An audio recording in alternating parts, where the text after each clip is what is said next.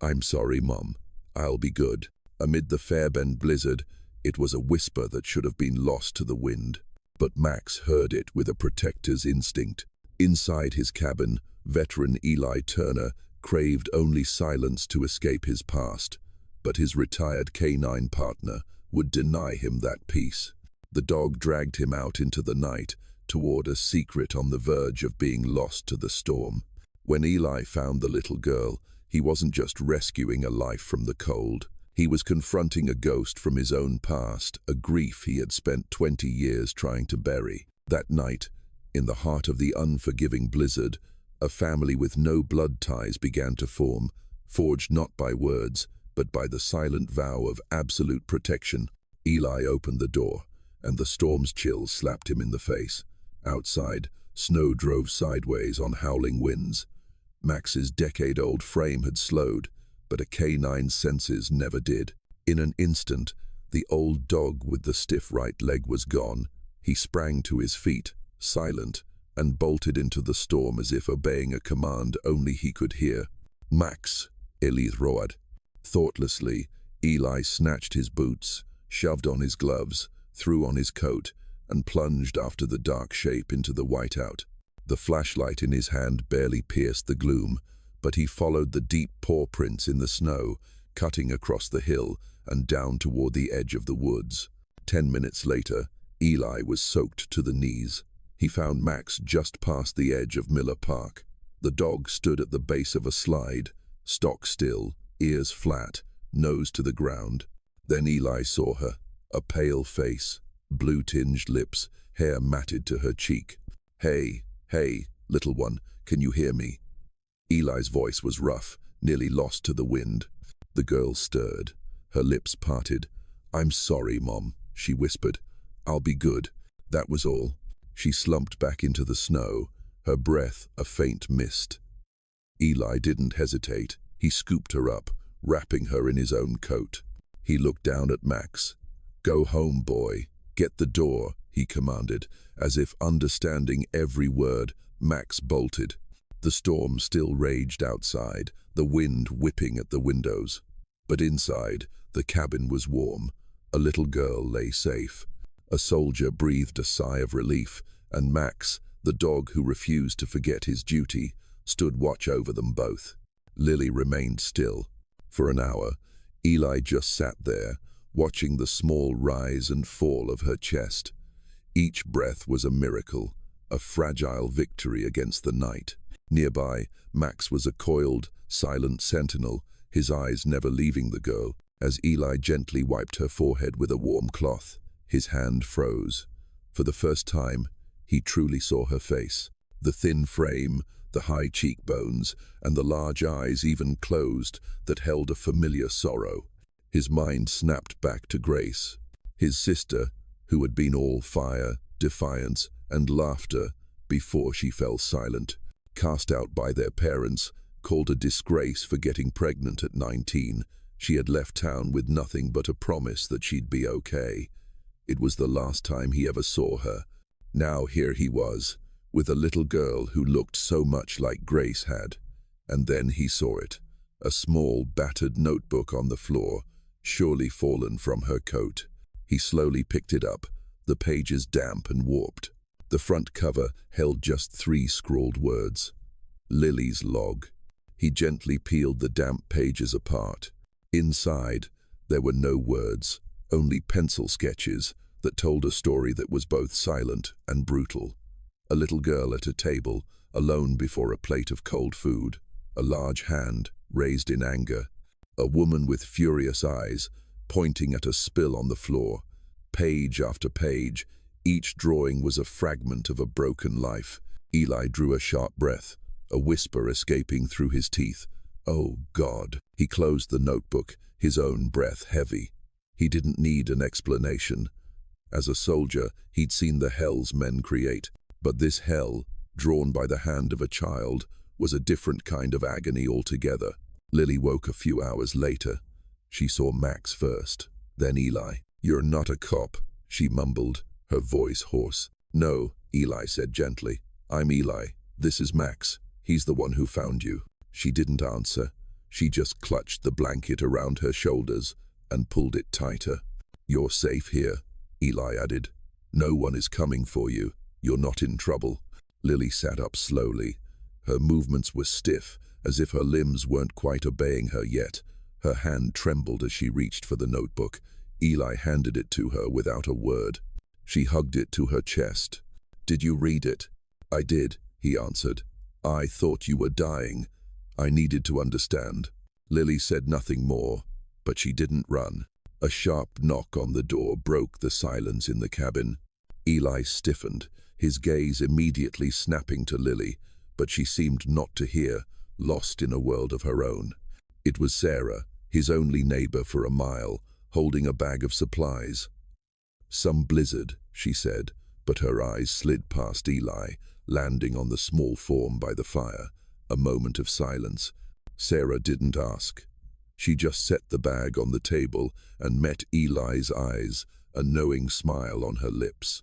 "Looks like the storm brought you more than just snow," she said softly. "Whatever's going on, Eli, this is the best place for her." After Sarah left, Eli brought Lily a steaming bowl of chicken soup.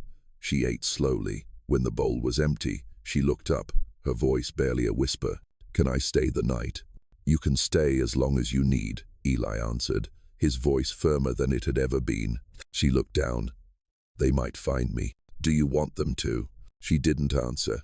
In the days that followed, the snow began to melt. Lily remained quiet, spending most of her time drawing in her notebook. Eli watched her from a distance, giving her space, but he couldn't help but notice. Then one morning, as sunlight streamed through the window, Lily tucked a loose strand of light brown hair behind her ear. A jolt shot down Eli's spine. It was Grace's gesture, an unconscious habit he'd seen 1,000 times, a memory he thought time had buried. The familiarity lingered in his mind, an unexplainable pull, as if drawn by an invisible force. He found himself walking toward the storage shed, to the old, dust-covered wooden trunk, where he kept what little he had left of his sister. The lid groaned in protest as he opened it. The smell of mothballs and old wood hit him. At the bottom, his hand brushed against something soft. He pulled it out. It was a mint-green wool scarf, faded with time, but in one corner, the uneven stitches were still clear, forming a name. Grace. He remembered this scarf. Grace had knitted it herself, proudly showing him her work. He returned to the living room, the scarf still in his hand, his mind adrift. Lily looked up from her page, her eyes wide. She wasn't looking at his face, but at the scarf. "Mama Grace's scarf," she whispered, her voice barely audible. Eli felt as if someone had just thrown a bucket of ice water over him. He went completely still. What did you say?" Lily pointed at the scarf, her eyes now welling with tears. "That's Mama Grace's. She always put it on me when it got cold." "Mama Grace?" Eli repeated, his heart hammering against his ribs. He knelt in front of her, his voice raw. "Your mother. Her name was Grace?" Lily nodded, a single tear tracing a path down her cheek. The storm hadn't just brought him a lost child. It had brought his past right to his doorstep. Eli was speechless, just staring at the girl, trying to reconcile the image of his lost sister with the small, living soul in front of him. Lily, after her brief show of emotion, retreated into herself, the shyness returning to her eyes. Max, as if sensing something, slowly padded over and gently nudged his head into Lily's lap. Her small hand instinctively stroked his thick fur, and the action seemed to give her a sliver of courage. "Mama Grace always said I was her littlest star," she whispered, her voice clear but sad. She said no matter how dark it got, the littlest star always tried its hardest to shine. Another fragment of memory hit Eli's summer nights. He and Grace spent lying on the grass behind their house, counting the stars. Grace had always been fascinated by them. He looked at Lily, his heart aching. A loud crackle from a log in the fireplace made Lily flinch, her small shoulders tensing. She unconsciously tightened her grip on Max's fur. "It's okay," Eli soothed. Mama Grace always held me tight when I cried, she continued, as if reassuring herself. She'd hug me and say her arms were the safest place in the world. What happened then, Lily? Eli asked gently. After Mama Grace was gone. Where did you live? With Tracy and Martin, she said, and at those names, Max's ears perked up, and a low growl rumbled deep in his chest. Eli didn't miss it. Tracy? He repeated, struggling to keep his voice calm. Your stepmother? Lily nodded. She didn't like me. Said I was the mess Mama Grace left behind. Her voice trembled, and Eli noticed her hand tightening around her pencil. She said I was too quiet, too weird, that I ruined everything. She didn't cry, not once, but Max was on his feet now, circling the table and pressing himself against her leg. She leaned into him as if trying not to fall apart. She told everyone I stole Sophie's new game, Lily continued, on her birthday. She made me clean everything while they ate cake. Then she said I couldn't sleep in the house anymore. A silence fell over the room, heavier and colder than the blizzard had ever been. Those words, combined with the uncanny resemblance, erased any last shred of doubt in Eli's mind. The belief that Lily was his niece drove Eli to seek answers to the most agonizing question. What had happened to Grace, and who were these people, Tracy and Martin? The investigation began with a name typed into a search bar late at night. Among a sea of results, one hit an obituary from a local paper made his heart skip a beat. It was short and cold, but one detail at the very end changed everything. Grace Turner was a devoted employee at Sparrow's Nest Children's Home. A children's home? Eli frowned. That didn't sound like the Grace he knew. He looked up the number. The next morning, with a deep breath, he made the call. A warm, elderly woman's voice answered. It was Mrs. Gable, the director. When Eli identified himself as Grace's brother, her tone softened with sorrow. Oh, Grace, a wonderful soul. We were all devastated when she passed. Ma'am, Eli said, his voice trembling slightly. I'm trying to find out about her daughter, Lily. There was a long, unsettling pause on the other end of the line. Her daughter? Mrs. Gable repeated, the surprise in her voice genuine. Eli. Grace never had a child of her own. The words hit Eli like a physical blow. The room began to swim. No, that can't be right, he stammered. Lily, she calls her Mama Grace. She has her scarf. Yes, Mrs. Gable said softly, her voice now full of sympathy. Lily was one of our most special children. Her birth mother was a young girl who passed away shortly after giving birth. Grace was with her in her final days, and after. Grace loved Lily as if she were her own. She was Lily's sun and moon, but they didn't share blood, Eli. Then, who were Tracy and Martin? Mrs. Gable, he asked, his voice hoarse. Do you know a Tracy and Martin Miller? This time, the warmth in Mrs. Gable's voice vanished, replaced by a cautious chill. I do. They're distant relatives of Grace's, who showed up right after she died, said they would take responsibility for Lily. Why? Eli pressed, a cold dread snaking down his spine. Why would they take her in? Mrs. Gable sighed, a sound heavy and weary over the phone, as if she were about to speak a dirty truth. For the money, she said, her voice now like a verdict. Grace left a small life insurance policy, and the sole beneficiary was Lily. It wasn't much, but it was enough for the Millers to live comfortably for a few years. They took Lily in just to get that money. When it ran out, so did their patience. The second shock was more devastating than the first. It wasn't just deceit, it was calculated cruelty. Eli hung up, but kept the phone pressed to his ear, listening to the dead silence. He looked across the living room, where Lily sat on the rug, Max standing guard beside her. She wasn't his blood. The only connection he thought he had to her had just shattered like broken glass. Eli's fingers twitched. He slowly stood and walked to the old writing desk near the bookshelf. It hadn't been touched in years. Grace used to sit there, writing letters she rarely sent. He opened the top drawer and began to rifle through envelopes, bills, scribbled poems, and sketches until his fingers found a yellowed envelope with his name on the front in faded black ink. Eli. He sat back down at the desk and opened it carefully. The paper inside was soft with age. Grace's handwriting looped in long, uncertain strokes. Eli, if you're reading this, I probably wasn't able to tell you myself. I never wanted it to end like this between us. You were my rock. I know I let you down. But Lily, she isn't a mistake. She's the one good thing I did right. If something happens to me, and if by some grace of God this letter finds you, please don't let her get lost. She deserves more than I ever gave her. Love, Grace. Eli read the letter twice, then laid it flat on the desk. Lily watched him, silent. That's her handwriting, he said. Lily nodded. I used to trace the letters with my finger, she said. She'd say, words have weight.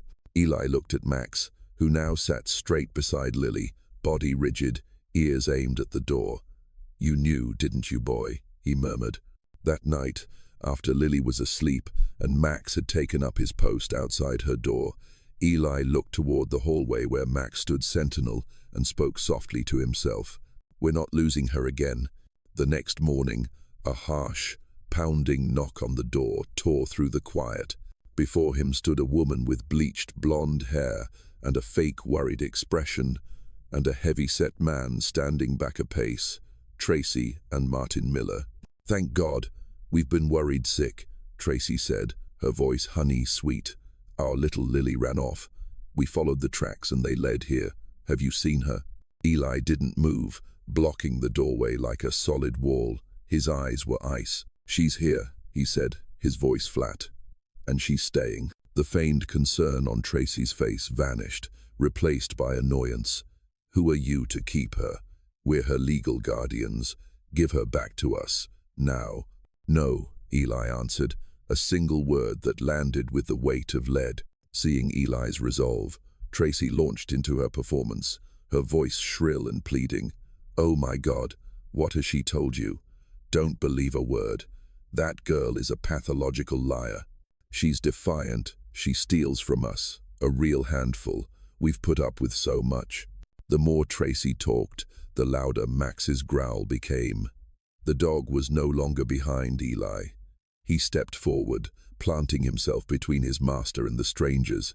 The fur on his neck bristled, his upper lip curling back to reveal a flash of white teeth. His growl was no longer low. It was a deadly warning. Tracy flinched back, her bravado melting into undisguised fear. Your dog. Get him. Eli placed a hand on Max's head, not to restrain him, but as a gesture of solidarity. He looked Tracy dead in the eye. He doesn't like liars, Eli said, his voice glacial. Now get off my property. His words were a wall of steel. Martin Miller, who had been silent until now, finally stepped forward, his bulky frame eclipsing Tracy. Who the hell do you think you are? He snarled. You think you can just take her from us? I'm not taking, Eli replied, unfazed by the threat. I'm protecting, something you two were supposed to do. We'll call the cops. Tracy shrieked, her fear now replaced by a shameless rage. We'll have you arrested for kidnapping. A faint, barely perceptible smile touched Eli's lips. Be my guest. I'm sure the sheriff would be very interested to hear about Grace Turner's life insurance policy and about why a little girl was found dying in the snow while her guardians were warm in their beds. That was the killing blow. Tracy and Martin's confidence crumbled. They looked at each other, panic naked in their eyes. They were exposed. Just then, a small figure appeared in the doorway to the living room. Lily. She stood there, trembling, her eyes fixed on the people she once had to call family. Lily. Sweetheart. Tracy's demeanor shifted instantly, her voice sickeningly sweet. Come to Mommy. Let's go home. Lily shrank back a step, her whole body flinching as if she'd been struck. She didn't run to Tracy. Instead, she darted forward, hiding behind Eli, her small hands clutching the fabric of his pants. No, she whispered, her voice nearly lost to the wind. Then, gathering all her courage, she spoke louder, her voice still trembling but full of resolve. "I want to stay here, with Eli and Max." Lily's declaration was the final straw.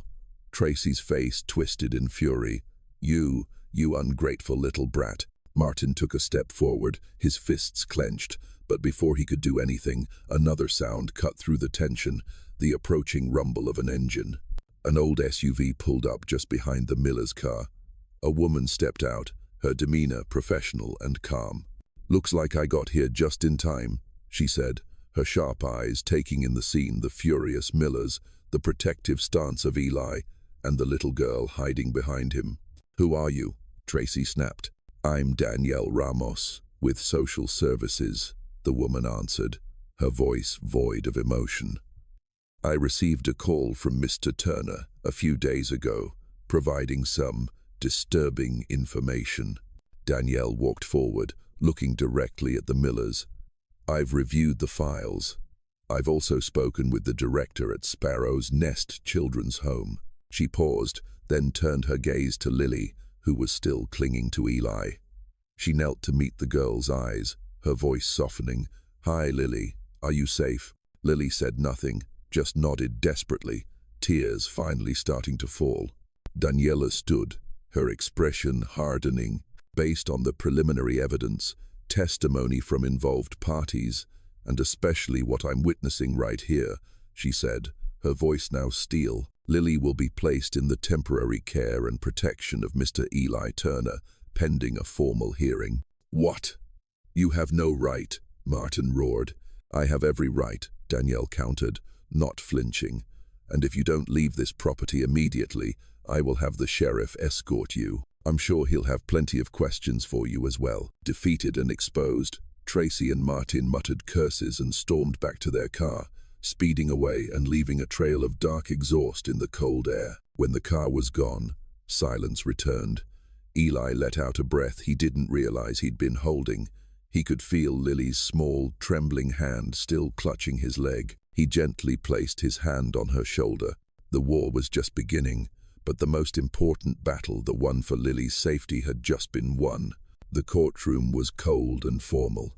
Eli presented Grace's letter, his voice cracking as he read his sister's final plea. He didn't make accusations. He simply spoke of a home, a safe place that Lily deserved. When Judge Hart, an older woman with discerning eyes, asked for Lily's wishes, the entire courtroom held its breath. "What do you want most, Lily?" she asked gently. Lily looked up, her eyes clear, her voice a whisper but firm. "I just want to live with my Uncle Eli and Max." Judge Hart's gavel fell, her voice decisive. "The court recognizes the evidence of neglect and emotional abuse. Based on this unique emotional bond and the child's own wishes, custody of Lily is hereby granted to Mr. Eli Turner." Spring came to Fairbend, bringing with it warmth and the green of new life. The blizzard was now a distant memory, and with it, the chaos in Eli's cabin had melted away. Their lives settled into a new rhythm, one of quiet peace. Mornings no longer began with heavy silence, but with the sound of Lily chattering to Max about her dreams, or the smell of toast Eli was making. The change in Lily was the greatest miracle. She was no longer timid, no longer curled in a corner with a notebook of dark images. Now, her sketchbook burst with color, a drawing of Max basking in a sunbeam, one of Eli stoking the fire, and countless wildflowers she'd picked in the woods. One afternoon, as they sat on the porch, Eli asked, "Are you happy here, Lily?" She nodded without hesitation. "I am," she said, "because Max is here. He always stays." For Lily, home wasn't a place. It was the presence of unwavering loyalty and unconditional love. For Eli, Lily's presence had healed wounds he thought would follow him to the grave. He was no longer the solitary soldier haunted by his past. Lily's laughter filled the silent voids in his heart, and the responsibility of protecting her gave him a new purpose, clearer and stronger than any mission he'd ever undertaken. The soldier had found his final duty, to be a father. The story ends on a summer evening at dusk. The three of them, Eli, Lily, and Max, sat together on the porch steps, watching the sun dip behind the mountains. Lily sat in the middle, leaning against Eli on one side, her other hand resting on Max's warm fur. She was telling them about a cloud shaped like a rabbit. Eli looked at the two souls beside him. The blizzard hadn't just been a rescue. It had been a homecoming. It had brought Lily to him, and in doing so, it had brought him back to life.